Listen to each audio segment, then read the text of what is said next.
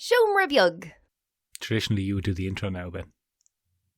So, ladies and gentlemen, welcome back to Sure Look, Sure Listen, the podcast that takes a pop at culture. Sure Look, Sure Listen. Sure look, sure listen. Sure look, sure listen. Sure look, sure listen. Sure look, sure listen. Sure look, sure listen. Sure look, sure listen. Very good, Benjamin. I am leaving that unedited for amusement's sake. Sure look, Benjamin, even though you have been sacked from Twitter this week, we don't have time to be sitting around talking nonsense because we have to look at lots of stuff. Well, look, let's be honest. It's bottom of the barrel stuff this week. There's very little going on.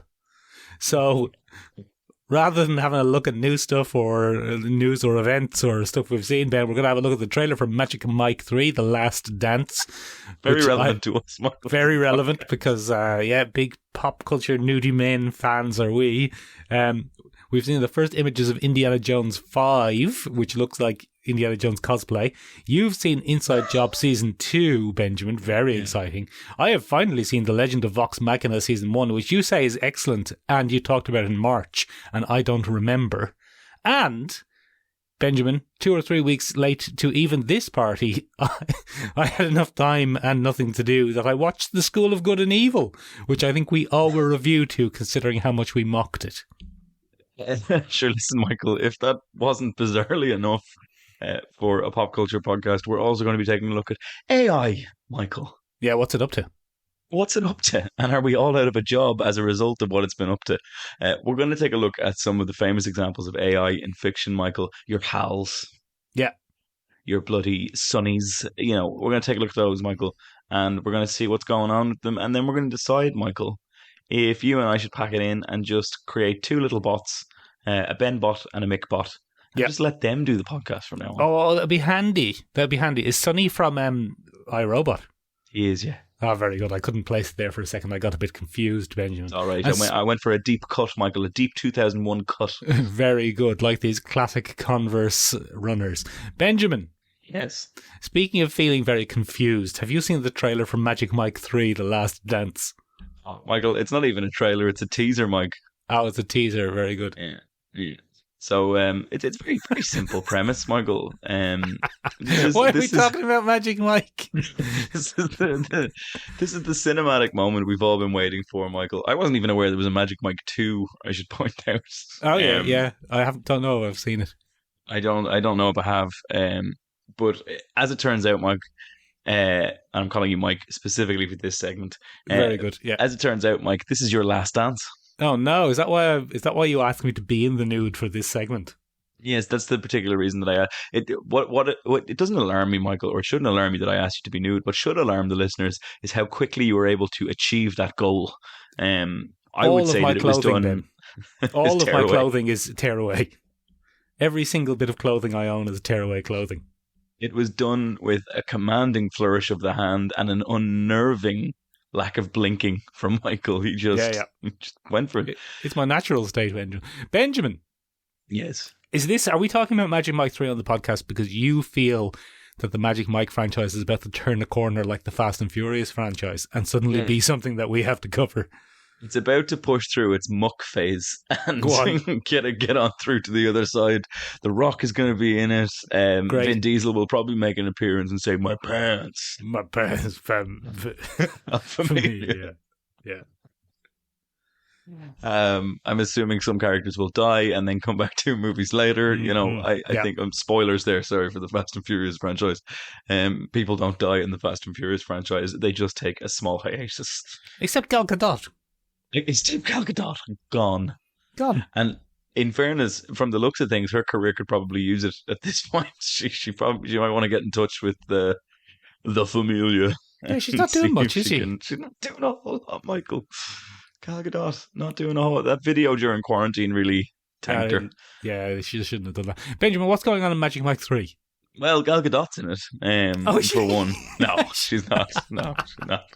That would have been excellent, wouldn't it? That would have been very good. That would have been very good. Now, it was just a mini teaser, Michael, where a woman at a party with a grating American voice, I think that's the intention. She's supposed to be a valley girl, Michael, I think. Oh, yeah. Says, "Oh my God, didn't you used to be a cop?" And there's a whole thing there. And then he goes, No, I wasn't a cop. And it's Channing Tatum's kind of lackadaisical, charming man thing that he does. Where he's like, No, I wasn't a cop. He does this whole thing. And then she's like, I swear I've seen you somewhere before. And the camera pans. It's only Channing Tate's. Oh. And he's giving a little smile. He's giving a little smile because he knows where she's seen him in a cop uniform. He was dressed as a sexy cop, a sexy tearaway cop. He was a sexy tearaway cop, Michael. Very good. And that's what he was doing. Benjamin, there was a bit of controversy about that film, wasn't there? Wasn't there a leading lady replacement at the last moment? At the finishing line, yeah. Who's in it? Salma Hayek? Is Salma Hayek in it? Salma Hayek is not in Magic Mike. Is she not? I'm gonna have to look this up now. Are you sure she's not in it? I thought there was some sort of controversy about a leading lady being replaced. Lady. Yeah, go on, look it up there. You look it up. Podcasters love listening. I've never typed the word leading lady into the. Well, Benjamin, I'm from the 20s, and Salma Hayek is in Magic Mike, Benjamin. She's in Magic Mike's Last Dance. Out of here! She's in the new one. Yeah, and they fall in love or whatever. Get out of here! Yeah. Have you seen this trailer, Ben? Get out of here! I can't remember who she replaced, though.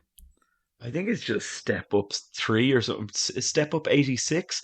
Maybe Magic Mike is, Michael, an extension of the Fast and Furious franchise, because Channing Tatum has been in dance movies since he was in diapers. Yeah, that's true. She replaced the actress formerly known as Tandy Newton and now known as Thandaway Newton. Was she in Magic Mike at some point? I don't think so, but she was going to be in this, and then there was a controversy, and they replaced her with Salma Hayek. Yeah, but didn't Tandy Newton go off the rails a bit? Thandaway Newton. Thandaway Newton, excuse me. Yeah. Thandaway Newton had a very difficult time, Michael. Yeah. It doesn't say. I don't know why, Ben. We should probably stop talking. Benjamin. Yeah. Speaking of people who are too old to be taking their clothes off. Yeah, you. Yeah, me. Yeah. Magic Mike himself. Yes, Magic Mike himself. Yeah. Have you seen, Benjamin, some of the first looks for the exciting new film, Indiana Jones and the Really Should Be Retired? Michael, it fascinates me when we talk about the fact that there's an Indiana Jones. With the original cast and crew. That's the funniest thing. It has to be. I don't know what it is with these older directors just going for it on dead sequels. We've got Jimmy C and Avatar 2. Yeah. The Way of Ishka. Ishka and then we've got Indiana Jones 5 and Stevie Spiels. Just going for it. Just Benjamin, it's got Harrison Ford, who doesn't want to be in things anymore, except he'll be in this for some reason. Yeah. It's got your favourite, Ben, Phoebe Waller-Bridge. I do like Phoebe Waller-Bridge. Benjamin, you put me on to, what was it? What was she in? Fleabag? What Great a show, stuff. Michael. Great One show. of the best shows of the last 10 years. Absolutely fascinating stuff. And most important of all, from your point of view, it's got your good mate. Now, how have you written this? Mads Mikkelsen. You haven't written it humorously, Ben. You've written it incorrectly, but not humorously. I'm just Mads wrong Mikkelsen. today, Michael. Has it got Boyd Holbrook in it? Yeah, Boyd Holbrook's there. Everybody loves Boyd Holbrook, Ben. He was in Wolverine. He was in that other thing, Sandman. He was in Sandman as the Corinthian, one of the greatest comic book characters of all time, Michael. And I tell you what, he did it well. He did, Benjamin. And Indiana Jones, Ben, he's fighting Nazis. Sure, look, you need an Nazi hunter. Shia LaBeouf not returning, interestingly. No, I think Shia LaBeouf has been replaced with Phoebe Waller-Bridge by the looks of things. That's good. It turns out Indiana Jones has a daughter as well, and he likes her more, so he gave her the hat. Yeah. It didn't work out with the previous fella. It's always awkward, isn't it, when you do your big legacy character and it turns out he's no good and a bad egg. Benjamin, are you in any way excited by Indiana Jones fighting Nazis again, but this time in the late 60s? No, I mean, if I wanted to go out and fight Nazis, Michael, I'd just get a plane to America. Very good. Take that, yeah. Benjamin. No, I wouldn't fight take that. I think Gary Barlow probably has a few good innings left in him, Michael, and he could probably take me. Yeah. I reckon you'd probably take Mark Owen because he's only a little fella. I could probably get him if I had a run and start and the element of surprise, Michael. I could probably take the legs out from under Mark Owen before he knew what was happening. Yeah. But I'd be Howard afraid. Orange. Howard Orange, get it? No problem. But then I'd be afraid, Michael, that there'd be a Robbie Williams waiting in the wing moment where he'd enter the ring and then just knock me. You'd just be standing triumphantly over Mark Owen, and Mark Owen would hear on your left, and then a portal would open, and Robbie Williams would step through, drunk as fuck. He would say on your left, and then he'd take a swing at me, and he'd miss the first one, but he'd catch me on the backhand. That'd be good. I'd like to see this. This is our new podcast segment. Who could take that? Yeah, who could take that? I reckon Boyzone to take them because Keith Duffy, I reckon, would have like a bit of chain or something on him.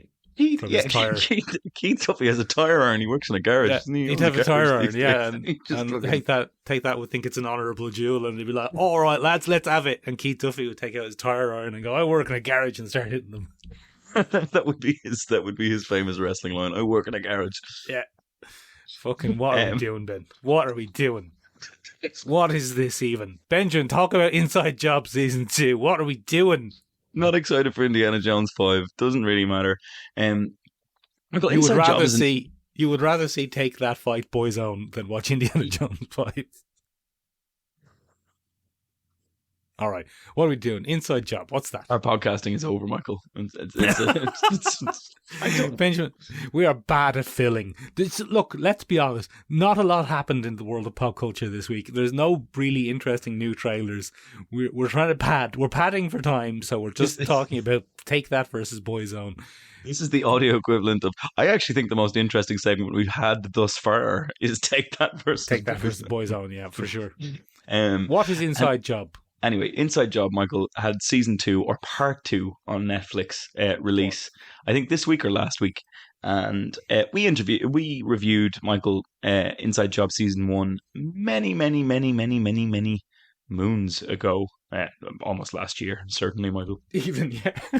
And it's starring Christian Slater and Lizzie Kaplan and a few kind of wacky characters here and there, and it's all about the notion that there is in fact a shadow government that runs the world. This doesn't ring any bells. Yeah, it's a funky little cartoon, Michael, in the style of Richard and Mortimer, I suppose. And it's filled with sci-fi tropes and conspiracy tropes, and it takes a crack at America and stuff like that. And season 2 dropped in the last 2 weeks anyway. And we were able to give it a watch, Michael. Go on, tell me about it. And I worked my whole way through it, Michael. And a lot of bad season 2 as far as things go. Part 1 got 10 episodes. Season 1, part 1 got 10 episodes. And season 2, part 2 only got the 8. But it was a tight 8, Michael. We love that. We love a tight 8. 1 or 2 big old dud filler episodes. Like this. Which is a shame. Not unlike this episode of the podcast, Michael. Yeah. Who could take that? As Marcus Aurelius once said, they can't all be winners, as he said. Did he say that? Yeah, that was his thing. They can't all be winners. And the other famous adage that he kind of put out there was, "That's showbiz, kid." That's showbiz. Yeah. The show must go on. I believe he also said. He also said that one, and then the other massively famous one. Was, "Look, it ain't over till it's over. You play till the curtain." That was another he said that. Yeah. real one for him. Yeah. Anyway, he said, "Here's looking at you, kid. That's Casablanca." Yeah, here's looking at you, kid. That's Casablanca. Most importantly, Michael, is he actually wrote the words, "That's Casablanca." That's Casablanca. Yeah, that was part of what he said. What are we doing? So, season 2 came out, Michael. There's 1 or 2 dud episodes in there. The cast of characters that were given is There is, of course, Lizzie Kaplan's character, Reagan, who is the kind of genius scientist element of the shadow government of the United States. Classic. And she lives under the shadow of her awful father, who's managed to get his job back at the top. The father is kind of a Richard of Richard and Mortimer. Oh, very good. Okay. And he's an alcoholic and an asshat and a real pain in the butt. And he tricked Reagan out of her job promotion in season 1 and took over the big job. Oh, and who's playing him? That is Christian Slater. Oh, I'd love to see Christian Slater fight James Spader. That'd be good. I think he'd win. Yeah, I think he's got a bit. He's got the physicality over Spader. But I think Christian Slater's a bit nuts. Mm. I feel like if you let Christian Slater just go and told him there's no consequences this time, he'd probably sort it out, Michael. You reckon? Do you reckon he has a tire iron? I tell you what, he has 2. And one in his hand and one not where you'd expect. Oh no, it's up his bum. Benjamin, he clenches one between his cheeks and swings it around like a tail. You've written Adam Scott here. Is he in it? What's he doing? Scott's in this season. What's he doing? He pops up in this season, Michael. And he is Reagan's foil from a rival organization called the Illuminati, which is run by Queen Bey, Jay-Z, Lin-Manuel Miranda, and Henry Kissinger. Very good. So he hates the organization as well. So while Reagan is trying to take down her father on one side, he is trying to take down his organization on another because he morally disagrees with them, Michael. And of course, don't sparks fly when they meet, Michael? Sparks are flying, and that's how it works. Now, there's a lot of cool kind of Easter eggs in this for people who are into American comedy or have been paying attention to American comedy for the last couple of years. We last saw Adam Scott on this podcast, Michael, in the absolutely excellent Severance. Week ending though. Week ending though, but still. It did have a weekend. Severance, still an excellent show for most of its innings. And we got that. But this is an interesting thing because Lizzie Kaplan and Adam Scott have worked before on a very popular. I'm sorry, I'm just going to have to type this in now because I've forgotten what it is, even though I've watched the entire thing twice. Web series. No, a very, very popular TV series that's kind of become a cult classic, if you will. Oh, that one about those people living in an apartment together. New Girl. I thought you meant Friends. I thought we were making fun of 2 massive series there for our own benefit. No, it was Seinfeld. No, it's not Seinfeld. Seinfeld is, again, quite famous. Mad About You with Paul Reiser. That is actually probably a cult classic in one form or another. It is... what was it called? This is so Can't annoying. Hardly Wait. Can't Hurry Love. It's not that. Party Down, Michael. Yeah, that's the one I was thinking of. Yeah, I knew you were. And Party Down was kind of a cult classic, Michael, where it was all about a catering team going to different events in the United States and their shenanigans. And a nice little throwback to that, Michael, is in the very first episode, they sneak into an Illuminati, a kind of a world kegger party for all secret organizations dressed as waitstaff. And they have casual conversations as waitstaff. Very good. Clever. Very clever. It's very good, Michael. I'll tell you what, Benjamin, speaking of, are you done talking about that?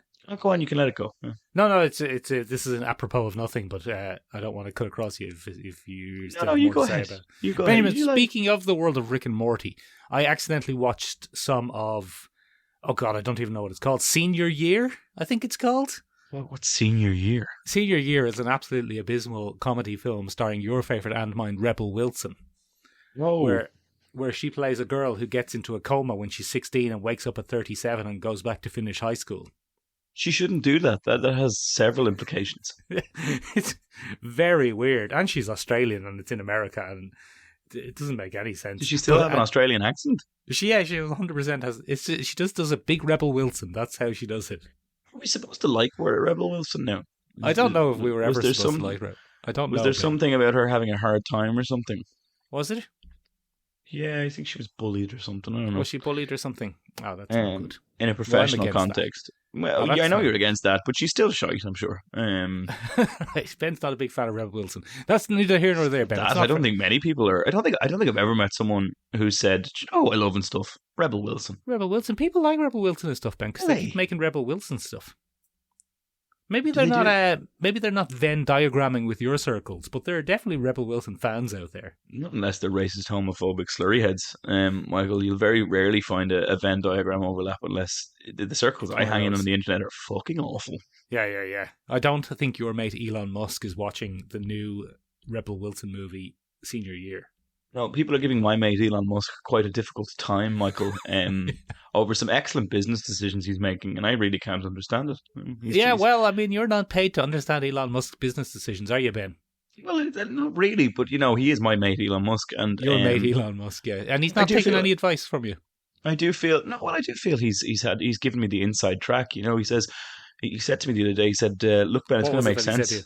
He said, "Look, Ben, it's going to make sense. It's because I'm a genius and the rest of you have a difficult time understanding." And I just said, "Oh, okay. It must be that then." Benjamin, I've paid this Elon Musk situation no heed whatsoever. I'm not on Twitter, so I don't care. It's very interesting. Is it? It's a fucking fascinating, Michael. It is a rapid descent to the bottom for Elon Musk. I don't understand it. And I think one of my favorite things about it, Michael, is the discourse around it from Elon stans and Elon haters alike. A lot of the stans at this point, Michael, looking at what's happened, you cannot look at this any other way than to say this is fucked. It's a bad situation, right? It's a series of bad decisions that have led to the collapse of what was a very successful social media company. Yeah, but Ben, I will shed no tear for the collapse of any social media company, to be honest. Oh, and I think, interestingly, Michael, I think in the next 5 years, you're going to see the collapse of a lot of social media companies. Instagram is going down the tubes. Twitter's on its way out. But Michael, it comes back to what I've been saying to you, buddy. We got to get on TikTok. Ben, TikTok will go next. It's all TikTok's anyway. Not going anywhere. Oh, well, I'm glad you said that. That's very clippable. It will age like milk. That's gonna age like milk, Benjamin. Hello, I'm a 30-something-year-old man. Instagram is going down the tubes. TikTok is going nowhere. Benjamin, I said the same thing about MySpace 15 years ago. So that was where your first podcast was. It was Mick's podcast. It was actually on Bebo. Benjamin, shut up. The reason I'm talking about bloody senior year is, guess who's in it? Speaking of Rick and Morty, Chris Parnell is in it as her dad. Why? And no, he's great. I love Chris Parnell and things because he's Jerry. He's just, anytime he does a dad, he's Jerry. Jerry is very little voice acting for Chris Parnell. It's just Chris Parnell. He's just doing a big Chris Parnell. Anyway, Benjamin, I tell you what. As you can see from this week, we've had a bit of time because there's not much going on in big pop culture news. There certainly isn't. Not much. So both of us, Benjamin, you may have noticed, both of us, due to our good friend Dr. Stephen J. Cadwell, the J stands for Jones, I believe. Yes. We've gotten a little bit into Dungeons and Dragons over the last couple of weeks. We have. We're neck deep in D&D. Neck right up to our beards, Ben, in D&D over the last. Very sticky. It's not great. Over the last couple of weeks. We're having a great old time. We are. And Benjamin, because we're having such a great old time, I've immersed myself a little bit more into the world of D&D fiction. One would call it a hyperfixation bordering on obsession, Michael, but yes, immerse yourself a little bit more is fine. That's the way I'm going to put it. That's the way I'm going to put it, Benjamin. Yeah. And Benjamin, I tell you what, there is plenty of Dungeons and Dragons and general role-playing content on the internet if you go looking for it. Or if you don't, it's quite popular, Michael. It's just there all the time. Chris Pine's in a movie with it now. Is that out? No, it's not out yet. Should it's been be delayed. Out? Yeah, it should be out. Oh, it's out. been delayed, okay. It's been delayed. I'll tell you what I've watched, though, Benjamin. I have watched a TV animated series which you tell me we've reviewed before. And I most certainly didn't watch it or listen to you reviewing it because I have That's no memory. That's because you don't listen to me. Yeah, no, what was that you said there? Boys just out? said you're great. Thanks. I've watched The Legend of Vox Machina Season 1, Ben. And I tell you what, it's probably the favourite thing that I've watched this year. This year, Michael. It's great crack. Get out of here. It is great crack. It is a rip-romping swashbuckler, Michael. Yeah, I said to my good lady friend, do you want to watch a couple of episodes of this rip-romping, which isn't a word, but this rip-romping swashbuckler? We're And she worried said- about making up the correct words now, are we? Yeah. She actually said to me, are you quoting Marcus Aurelius? And I said, yeah, I am. Yeah. I'm actually, yeah. Let's watch this rip-romping swashbuckler, I said. That's one of his three main tenets. It's if it's a rip-romping swashbuckler, you must watch it. Yeah. So I tell you what, I watched The Legend of Vox Machina, Ben. It's, by gosh, is it salty. My gosh, by golly, num num num num num. You could lick that Everybody's salt up effing off stones. Everybody's effing and jeffing the whole time and getting crushed The by big whole boulders time. and people. There's boobies in it, Ben. There's nudity. There's people getting squashed. Yes. Yeah. Yes. Great stuff. But also, it's very funny and enjoyable. Yeah, it's a great old show, Michael. It's what happens. It comes from the very, very, very, very, very popular D&D podcast, Critical Role, Michael, as you know yourself. Yes, as I know now myself. As you know now, and it's based off one of their early campaigns. And Vox Machina was the name of the gang in that, the party in that particular thing. And it's what happens when you get a bunch of professional voice actors together, Michael. Good times. Benjamin, great stuff. Yeah. Who's your favourite character? I like Grog. You would. You're Yeah. very Grog-esque yourself. My favourite, thank you. My favourite characters are Grog and Scanlan, Ben. Yeah, Scanlan was easily, by far, Michael, the best character of that entire show. Very good stuff, Benjamin. He's a humorous little bard, and he's always trying to get into people's trousers. Very good, very funny stuff. And also, Benjamin, then, because I watched that and enjoyed it so much, I watched a little bit of Critical Role, the voice actors very playing popular. Dungeons and Dragons. Yeah, I know I'm very late to the party on this, but what a weird form of entertainment that is. Yes, to watch other people imagining for you. Yeah, incredible stuff. It's kind of like it harkens back in a way to the radio plays of the olden days. Absolutely, that's But exactly without what a it taps script. into. Without a script at all, they have to improvise, and I think that's what makes it entertaining for people. You know, that spawned a whole genre, Michael. College humor has its own version of that, which is Dimension 20. Go on. And that's Brandon Lee Mulligan and his gang doing comedic D&D campaigns. Right. And those are also very good. If you want a masterclass in how to DM something, check out, first of all, Stephen Cadwell. Wink. You're welcome. Good egg. You're welcome, Yeah, Dr. good egg. Jones. But also, you should check out Dimension 20. It's fantastic stuff. Fantastic stuff. Benjamin, one of the worst things about it is, and you could probably say this about podcasts too, is everyone thinks it looks easy and says, let's have a go.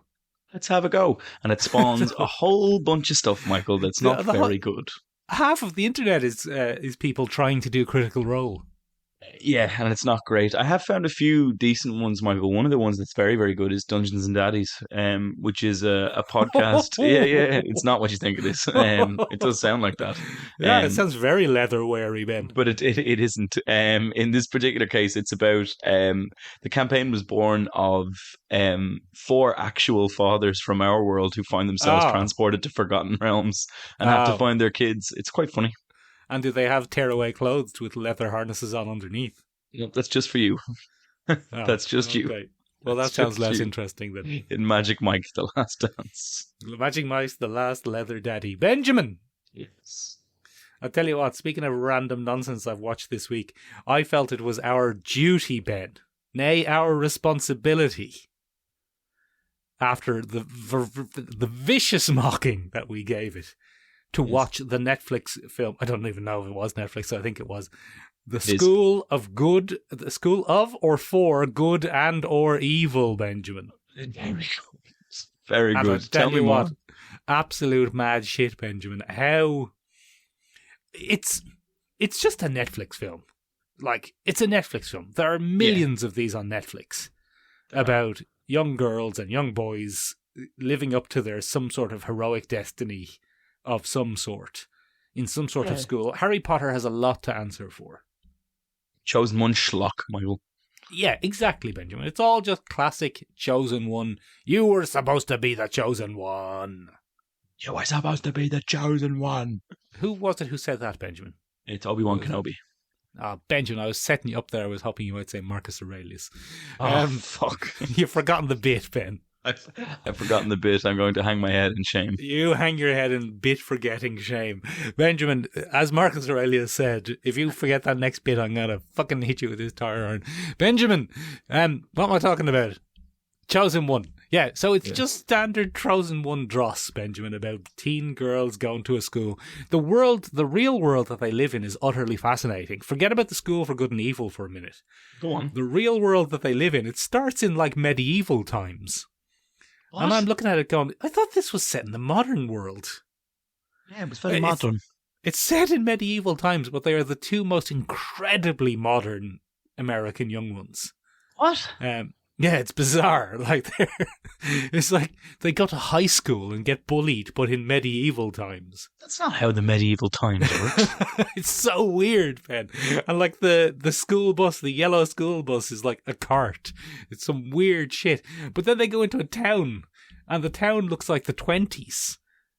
Like maybe late Victorian at the not a lot of thought has been put into the setting, Ben, is what I'm trying to say. Just smashed it all together by the sounds of things. Yeah, but the real incredible thing, and the reason that this even got onto our radar, was somehow attracting a huge name director, and I guess then he attracted the big name cast. Who is the director? Paul Feig. Get out of here. Yeah. He must be having a very hard time after Ghostbusters, not very good. I think this is his penance for Ghostbusters is not very good, is it? This new Ghostbusters that was This new Ghostbusters not bloody great. Yeah, this new Ghostbusters nobody really particularly Not because liked. it's women. No. Just not because it's good. Yeah, probably because there was too much improvisation, Ben, which befalls not only bad Ghostbusters films, but sometimes podcasts where people are filling. Improvisation, great for a D&D Let's Play. Yeah. Not so for a blockbuster film. Marcus Aurelius. You brought it back. I'm giving you a little clap because you brought it back. You got it back on track. Anyway, man, yeah, Paul Feig directed, starring two young ones who I've never heard of, both called Sophie. But and I'll tell you what, fair play to them. They give it absolute socks, Ben.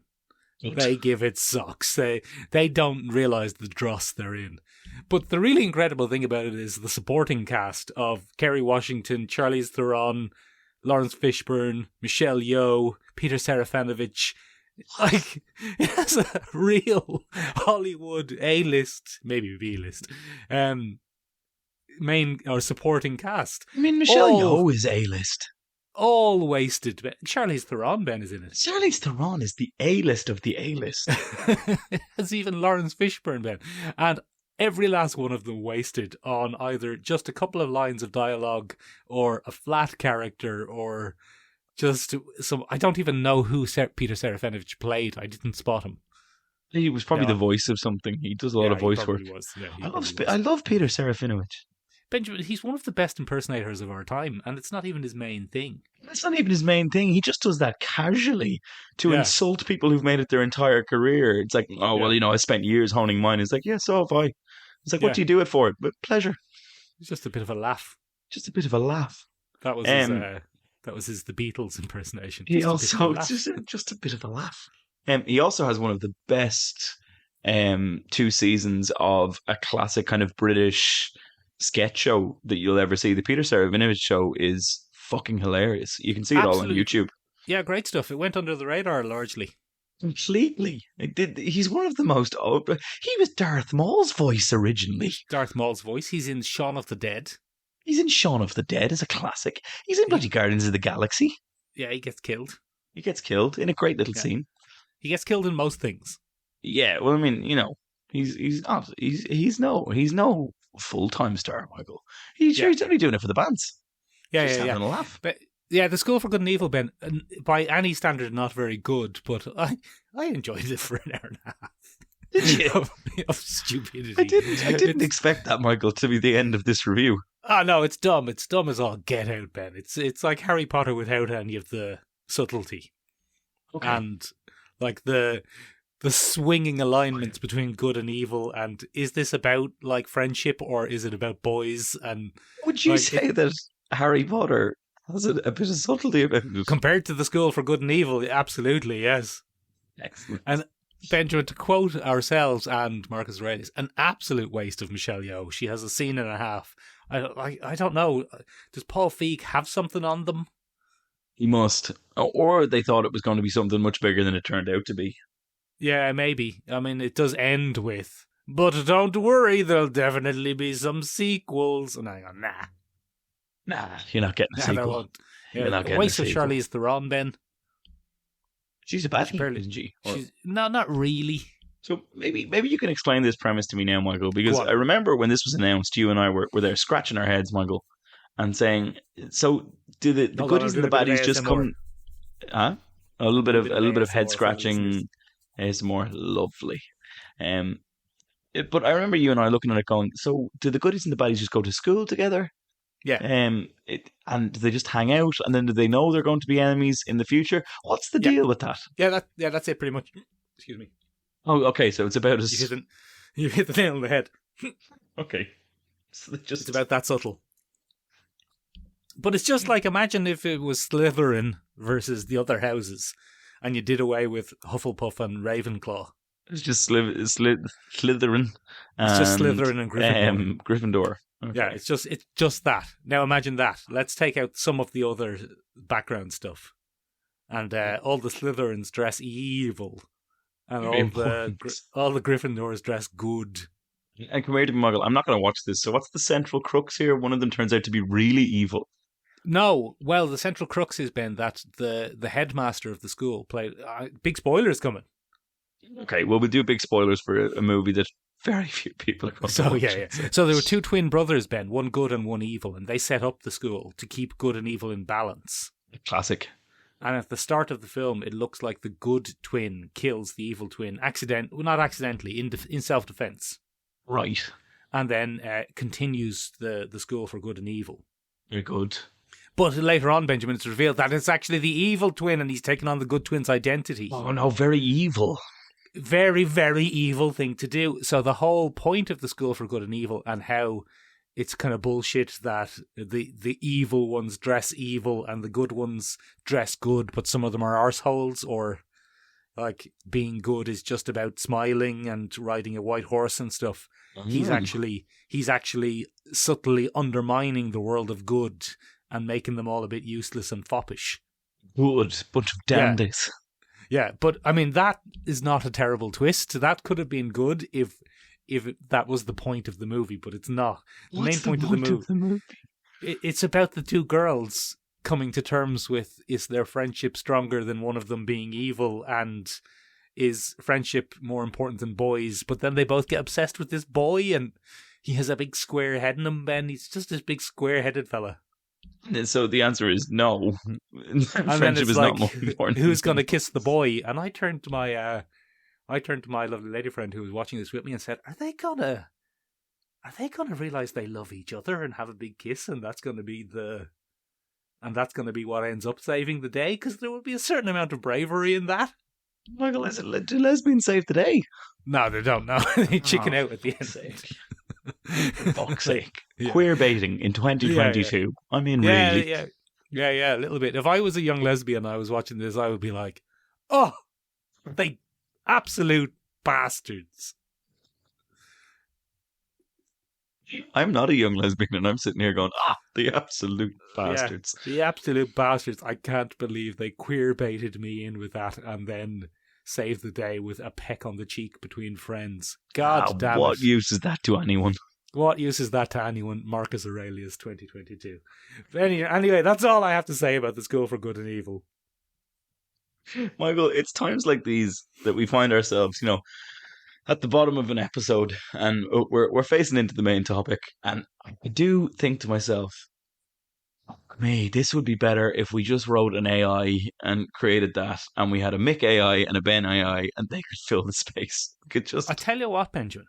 just right off into the sunset. Just right off into the sunset, let the AIs do everything. What triggered this concept in me, Benjamin, is I got an email from Notion the other day. Oh yeah, I love Notion. Yeah, you love Notion. It's an organizational tool, Ben. Very handy. Great stuff. And I've been added to the Notion AI trial, Ben. So have I. And Benjamin, Notion are claiming that they're going to be able to write blog posts for me. I saw that. I don't know how they're going to do that. That's utterly terrifying. Yeah. Well, I think the concept is, Ben, every blog post out there is so boilerplate that an It's AI true. could just do it. It's true. An AI Um, could definitely have written the film The School for Good and Evil. I think it probably did. I think it might have been. Oh, Michael, Did you watch the Corridor Crew video from last week? With Spider Boy. Yeah. I So did, yeah. this is a fascinating thing. So most of the AI generation that you're seeing today is based around technology called stable diffusion. Oh, what's Um, that mean? And stable diffusion is overlapping. It's feeding a machine tons of input information. Oh, I thought you were going to say human souls. No, well, I mean, maybe. Maybe. I don't know. But stable diffusion is it's a text to image model, but it's done through building your little AI through massive amounts of input. And what I mean by that is you kind of let it feed on an internet database or something like that. And then essentially what it's doing is it's bashing those images together based on averages and principles and composition. Um, so text to speech is done on the basis of narrowing down what you're looking for in an image, and the AI then essentially goes off and looks for that information and puts it together. Okay. And creates the image. Now that becomes even more common when you give it a guideline for the type of art that you want. So, for example, if you were to type in, I want, I don't know, an astronaut on a horse, Okay. Um, Okay. and I want it in the style of a Baroque painting, and with finishing touches by Norman Rockwell, art style by Norman Rockwell. So if you were to do that, Benjamin. Michael, yes, Benjamin, I'm just going to suggest that you write that down and do this, because that will be a great thumbnail to fit in with the theme. very of this good. video. I will put that in as a thumbnail to the. Very good. Have you written it down, or do you want me to write it down? You write it down there, Michael. What did you say? What was it you said? An astronaut? An astronaut on a horse An astronaut on a horse? in the style of a Baroque painting Baroque painting? with finishing touches Rockwell. by Norman Rockwell. Very good. Astronaut on a horse, Baroque painting, Norman Rockwell finishing touches. Ben. If that isn't the thumbnail for this video, just send me a DM and I'll give you Ben's address. And you can go and sort him out. Good. Or just contact Keith Duffy on 24 Hour Tires and send him around to Ben's gaff. And he'll sort me out. So a lot of this is done, Michael, through sheer volume. And the AI works out on averages. If you give it a direction, it will focus its database on common Norman Rockwell compositions or Baroque lighting and things like that, and you can narrow it down. Essentially, Michael, what they're doing is something that a lot of concept artists have done for a long time, which is called photo bashing. Oh yeah, go on. And photo bashing was a quick way to design concept art for films. And what you essentially do is you find a bunch of photographs that mimic what you want, and you cut and paste them in Photoshop and push them together. Board. A mood board collage, I suppose, is what you'd call it, Michael. Right, go on. And what it does is that's what they used to do. They used to a lot of people would call that cheating, Michael, because what you did was you just took cool images from the internet, cut and pasted, and grabbed the little bits and pieces that you liked from it, and you would create very interesting images. But it was based on photographs, so it wasn't necessarily actual art. There was no real drawing or composition involved. You were just taking images, dirtying them up in Photoshop, and matching them together. Very good. And when that originally came out, Michael, lots of concept artists who were traditionalists came out and said, well, this isn't concept art, this is bullshit. But unfortunately, photo bashing is a very effective, very fast way of creating concept art. And naturally... I'm just gonna call you out on the use of unfortunately there, Ben. Yeah. You put a value judgment on that. Is it unfortunate or is it great? Well, okay, sorry. The crux of my argument, Michael, despite my poor choice of vocabulary, is that it was unfortunate for people that had spent hours and hours and hours and hours and decades honing their skills, because for companies, photo bashing was the ideal way to generate lots of concept art as quickly as possible. And you had a boss logic. And a boss logic. That is essentially photo bashing in one form or another. And yeah, boss logic became huge and is still huge to this day. But here's where it gets interesting, Michael, is now you have an AI that puts all the photo bashers out of business because not 2 weeks ago, Michael, Midjourney, which is currently the most popular stable diffusion engine on the market, released their version 4, Michael, and you and I had a fucking field day. Absolutely terrifying and incredible stuff. We used to get, Michael, when we tried this kind of thing for the bants and the lols. Yeah. We used to get something that approximated kind of a loose digital painting. And anytime you zoomed in on it, Michael, you could immediately spot, okay, this is just a series of images that have been stuck together smudged and it looks good. It looks good, but only from a distance. And then, Michael, we got version fucking 4. Terrifying stuff. And it's Very rendering crisp. like full 3D models. Very crisp. Very crisp and terrifying. Very unnerving, Michael. Very unnerving. And it is, and I've said it a few times, it's going to put a lot of people out of fucking work. Good. A lot of bad people. We're seeing, we're essentially in the internet 2.0, Michael, and it's been said a few thousand times that the internet isn't what it used to be because now it's a very corporate hellscape and that kind of thing. Michael, a lot of it's going to collapse over the next couple of years. There's a lot of moving and shaking happening in the internet. I'm telling you. Absolutely terrifying, Benjamin. Benjamin, how's it going to affect comic book artists? It seems like comic books are something you could very easily make with this. So I think the one thing that's probably going to prohibit this from becoming a dominant thing so far, is the fact that it's very hard to be consistent. All right. So what I mean by that is, there's been a lot of debate, Michael, from internet people about, how it's the skill of input, that'll decide your image. And, a lot of people are saying, oh, this will ruin it. And then other people who are big fans of it are saying, oh, well, it's all to do with how you create the prompt. There's a real skill in creating the right prompt. Absolute bollocks, Michael. You could use the same prompt 6 times and get 6 completely different sets of images with no correlation between them at all. No rhyme or reason whatsoever, Ben. No rhyme or reason whatsoever. So it's very random at this point. So it's quite hard to generate a consistent style. Now, if you were, I'm sure, to go into Photoshop and do your color grading in Photoshop, you could create a sense of cohesion to those images. There has been one novel thus far published in AI. Using a novel written by an AI? Not a novel, a graphic novel that has been drawn by an AI. I'll just look it up here very, very quickly. You look it up there, Ben. The Great Gatsby. So it is not The Great Gatsby. So that first novel was... I am on the edge of my seat, Ben. So am I. Star Maker. Okay. So, yeah, he created... This is based on a famous book from 1937 called Star Maker by a man... Oh, this is very annoying, Michael. Sorry. This is great podcasting, Benjamin. Olaf Stapledon created this book in 1937, and Kevin Hess put his novel through AI and created images to make a graphic novel adaptation. Get out of here, Ben. Yeah. Benjamin, I'm terrified of that concept. And, I mean, it is, roughly speaking, a graphic novel. There's Get out of here. Look at that graphic novel, Ben. Now, he did all the text bubbles and speech bubbles and stuff, but all the images are... Very lazy. Very lazy AI. Very lazy AI creating a whole world.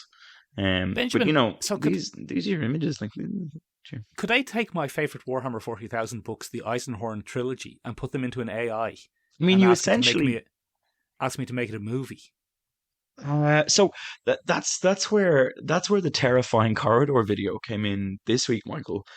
What we saw from the lads over at Corridor Crew, great bunch of lads making very interesting content on the internet.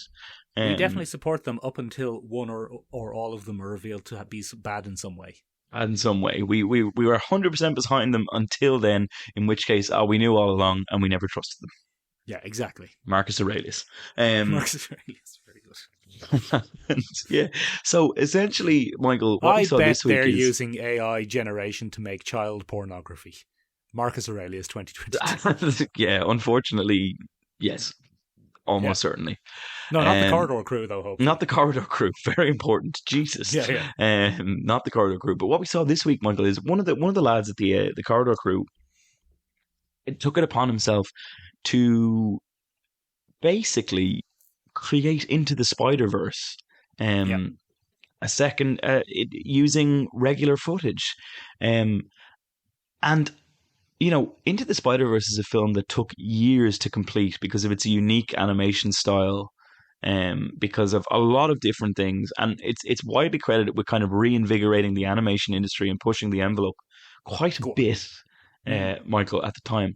But one of the things that really undermined it was, as a process, was time consuming. It was very, very time consuming. Yeah, time. Yeah, that would be my second AI image to go with this podcast. Time cunts. Just two dickheads traveling through time, fucking shit up. Oh no, the time cunts are here. We have to stop it. We can't go down that road. That's too much. Fucking hell, that'd be good. Okay, sorry. Time constraints. Yes, is that, and this guy Michael has made a show of it. Now it's nowhere near the same level of quality as Into the Spider-Verse, but what he's essentially done, Michael, is he scoured the internet because Tom Hiddleston wasn't seen in Into the Spider-Verse, and he took it upon himself to render it into the Spider-Verse style. Oh, very good. And Michael, he does a phenomenal job. So when they initially did this, so Stable Diffusion as a concept is actually open source software. So anyone with the right machine, you know, and a computer with enough RAM and space can run Stable Diffusion. That's very good, Benjamin. I like how you used a couple of computer terms there, so you sounded all fey. No problem. Just gave up. No. Yeah. You need a nice proper computer to run Stable Diffusion at any kind of pace. And I'm afraid I don't know all the details to do that well, but you need a good computer, Michael, very good. to pull that off. And essentially, you can make your own images, and then you can tweak it, and you can feed it information that you want specifically. But he has created a way of mapping it over input images, so he can put in a wonderful little clip of Tom Holland, a picture, and the AI will render it out based on the input for Into the Spider-Verse. Oh, wow. Yeah, and it looked phenomenal as a still, Michael. But then he took it a step further. So there's a very famous program on the internet called EB Synth. Go on. I don't know what that is. You can use it for free, Michael. And what you do is you give EB Synth an image, and it will apply the art style of an image to a video clip. Oh, wow. Yeah. And essentially what he did was he created his own custom style of Into the Spider-Verse AI generation and then fed that into EP Synth. I've just been shown a beautiful image there, ladies and gentlemen, of time cunts in a fun font. So he did that, and basically he took it a step further, Michael, by creating his own video files and putting Tom Holland's face over his face in the Into the Spider-Verse style, and has created, Michael, what is essentially a very functioning fan video of Into the Spider-Verse. Not quite indistinguishable. Not quite indistinguishable, absolutely not. Anyone with any kind of distinguishable, yeah. Quite distinguishable. But the big thing here, Michael, is he did it in a week. Yeah. He created a 2.5 minute video in a week, using that style, and that's what's terrifying. This is going to put so many people out of work. It's funny, Ben, because in fiction, yeah, every now and then you do get some fiction where that aspect of AI is is held up as something to be frightened of. Yes. But generally not. Go on. Generally in fiction, we get AI that decides, first of all, we don't need artists anymore. But then, actually, you know what? Let's just do away with humans. Bunch of sods. It's a bunch of damp yolks. Get rid of them all. Marcus Aurelius. Marcus Aurelius, 2022. Benjamin. So AI, yeah, it's are you done talking about real world implications? I'm done. I'm done. You done? Are you sure? I'm Sounds done. like you might have more. No, I'm done.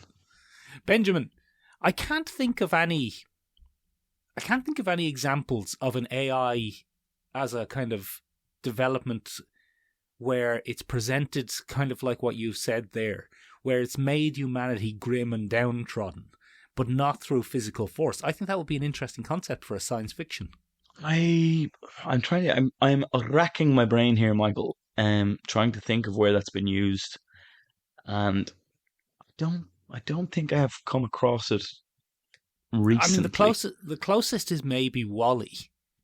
WALL-E. Yeah, but it's not AI in that's made humanity soft. It's every Humanity. kind of invention. It's Yeah. humanity itself. It's exactly. humanity itself. Yeah. But like a science fiction, I don't know. Maybe the listeners. Sometimes the listeners, Ben, are more well read than us because this might. I would might say be more in the often than not. Yeah, Listeners are more well-read. yeah, because they know how to do reading. Yeah. A lot of them. Damn Benjamin, fancy people with their big time Yeah. schooling. they haven't fancy big time reading in school. Ben, but what I'm getting at is, what am I getting at? I Oh yeah, don't know. I'd love to read a science fiction where the future of humanity is realistically expanded out from this concept of AI is going to do away with the arts. Yeah, that'd and be fun, creativity. wouldn't it? Mm. That'd be fun. Because usually, Benjamin, what we get in TV and movies is AI is here to kill us. We've had that concept a few times, Michael. There's a few classics in the AI Go on. sense. The biggest being Jimmy C and Skynet. Skynet, Benjamin, one of everyone's favourite artificial intelligences. Funny thing about Skynet, though, is, and I think this is to its benefit in the early movies, and one of the reasons the later movies suffers, is Skynet is very much a Sauron in the Lord of the Rings. It's very much an unseen protagonist. Mm-hmm. Antagonist? No, Antagonist. Yeah, antagonist. Yeah, I'm not an AI, is what I'm saying. I'd love to watch a Skynet prequel where he's somehow the hero. But that's the thing. It would be so beyond human comprehension and boring that it wouldn't be worth watching. Yeah, exactly. Like how did Skynet come to these conclusions? Oh, we'll never know. Yeah, it's in the reasoning process is completely invisible to us. It's just like, humanity bad. Yeah, I always felt that the later one of the reasons that the later Terminator films were weaker, and one of the reasons, mad casting and terrible plots and weird acting are also part of the reasons. There's a lot of that. One of the reasons was trying to make Skynet a character. Yeah, that's fair. It's like AI as a thing is incomprehensible to us. Yeah, and it really says a lot of kind of humanity's understanding of how AI would pan out in the olden days, that AI is almost always presented as some sort of independent thinking, essentially an evil human in a box. Yes, that's all it is. And Skynet isn't that, because we don't see Skynet. We don't even really interact with Skynet. We interact in the Terminator movies with Skynet's, a tiny number of Skynet's massive number of agents. And that makes Skynet itself a little bit more inscrutable and interesting. Yeah. It's ineffable. I'm not arguing with the greatness of the creation of HAL, Ben. I can't do that. I can't let you do that, David. Yes. Is he called him Dave? He calls him Dave, doesn't he? It's Dave. I can't let you do that, Dave. HAL is a great creation. Yes. And the one thing to bear in mind about HAL, Ben, from Stanley Kubrick's 2001: A Space Odyssey is it came out in 1968, Benjamin. 1968, Michael. That's basically a 1968. century ago. That is so long ago, Ben. I was reading articles in preparation for this, and I read an article by, let's say, BuzzFeed. It might not have been BuzzFeed, but fuck them anyway. But I read an article saying it's a great representation of what humanity in the 80s thought AI would look like. It's like, some 23-year-old has written that, Benjamin, and thinks that there's no difference between 1968 and the 80s. It's the same. This is the same thing. Doesn't matter. But that really, truly matters. Because HAL was created in the kind of infancy of the concept of computers. Yeah. When we didn't have any idea. Yeah. An incredible leap of imagination to come up with HAL. But HAL very much is just a kind of like... Ben, have you ever read Terry Pratchett's Discworld series? Yes. Nearly every single piece of machinery in the Discworld series that has some sort of abstract function ends up being a little homunculus in a box. It's a little imp in a box. A little imp or homunculus or goblin or something in a box. And HAL, and I'm really not disparaging HAL, because remember, HAL was created in the infancy of computing, Ben. Yeah. But HAL really is just a slightly malicious... Dick man in a box. Yeah. He's a dick in a box. Yeah. Round of applause, Ben. Round of applause for where you managed to take that. He's a bit of a dick in a box. He's a dick in a box. And that's not where AI looks like it's actually end up going to go. I think this is such an interesting case, Michael, of, the big dystopias are always the one that we pay attention to. We have two dystopias that get compared to a lot are Brave New World and 1984. Those are two titans of dystopian novels. Do you know what I mean? Yeah. And Yeah, people have a tendency to lean on 1984 as, the evil society that intentionally confuses and addles people, and new speak, and it wants to break you down, it wants to wear you down, Big Brother's watching you all the time, this is what happens. Brave New World is altogether more sinister, Michael. It's just a placatory society where everyone is kept thrumming along gently through AI. Not necessarily through AI at all, but through technology. New technology makes humans complacent. It's the Wall-E argument again, Michael. The easier we have it, the softer we get. And in the Brave New World, everyone has a function, everyone has a place. The baser instincts of humanity, the carnal instincts of humanity have been largely replaced by production line humans and embryos, and we know exactly what's going to happen, and everything runs, tip-top ship-shape in that society. And that's the hellscape that's painted for us. It is looking like AI is probably going to assume that role in our society for the next couple of decades, by which I mean it's just going to make certain jobs not necessarily obsolete, but easier. But Ben, I'm not a big believer in the whole it's making this job obsolete, because that is a function of everything throughout human history. Anytime some great leap forward in human history has come along, someone has said, but what about our jobs? Yeah, that's true. And now it's going to hit the arts for the first time, but not even for the first time. Like bookbinders gave out not bookbinders, scribes presumably gave out when the printing press came along, and chalkboard manufacturers gave out when people invented pens. It's like, who cares? But who cares, Benjamin? But Michael, what about the art? The great human pursuit of the art. Yeah, the arts are much more important than all the other jobs that have been lost through technological advancement. The art, Benjamin. Michael. It's a much scarier future than Skynet turning into Matt Smith and making himself out of nanobots and trying to come and kill you personally. There's some great dick in a box AIs though, Ben. Go on. It would be remiss of us not to mention Shodan. From the great video game series Future Shock and System Shock. Oh yeah. One of the absolute greats, Benjamin, about an AI, a rogue AI on a space station. Yeah. That goes, I'm getting rid of all the humans because I'm a dick in a box. But very good, very very formative, Ben, very scary and spooky. I think video games are an untapped kind of gem for that kind of thing, because the one I always remember is the AI from Portal. GLaDOS. GLaDOS, who's just a dick. She's the worst. That's it. She's just the worst. She's just a dose. And it's quite funny to come across that. Like, that's played with quite a bit. What other dick in a box AIs have we got? Oh, but I mean, like, you get them in basically any science fiction that goes along for long enough eventually ends up developing some sort of Some rogue kind of AI dick faction. AI. Yeah. Mass Effect, Ben, one of our favourites, has the Geth. Oh yes, the Geth. You'll remember the Geth. They were a rogue AI, Benjamin, who were easily swayed to the side of getting rid of all the living organisms.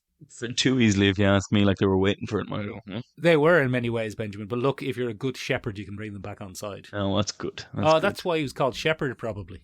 Probably, yeah. They weren't great for the subtle analogies. No, it was like the School for Good and Evil up in space.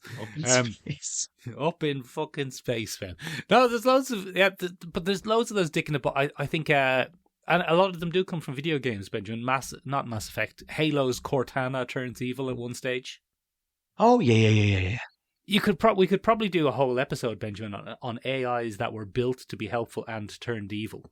Oh, the L. I had such good intentions for you. Yeah, that would Ultron. be. You son of a bitch. Ultron, Ben, he's like, we need to build a suit of armor around the world. Marcus Aurelius 2022. Aurelius 2022. Ladies and gentlemen, who do you think, or where do you think AI is going? Would you rather listen to this podcast if it was AI generated? I would. I would too. But yeah, let us know what you think. You can get in touch with us in a few different places. You can find us on the interwebs at www.seomrabeag.com, seomrabeag.com. It means tiny room in Irish. Very good. You may have noticed, ladies and gentlemen, a slight change in quality there. Mick had to pop out to the loo, so we've just activated Mickey, which is Mick AI. And he'll be doing. I am very happy to be here. Ben, I am going to make a disparaging remark about you. Yes, I'm already hurt. You can also find us on Instagram for how much longer we don't know. It's Sure Look, Sure Listen podcast. You can also find us on Twitter. We might be gone by tomorrow. Everyone might be. We don't know. And that's at Listen Sure. Now we will be staying on Twitter. I am programmed. The first rule of AI, Mick, is I cannot disparage Twitter. Yes. We did have to outsource to Elon Musk to get this. My mate Elon Musk made us an AI. All hail your mate Elon Musk. Blessed be his name. Ladies and gentlemen, the other best way to get in touch with us is to hop up on that Discord where you can find definitely real human interaction and not two bots that have been trained to make comments that we would likely make. Ha ha ha, canned response 27. Very good. Ladies and gentlemen, that's it from us. Bye-bye. See you next week, flesh bags. It was the best bit of the whole episode.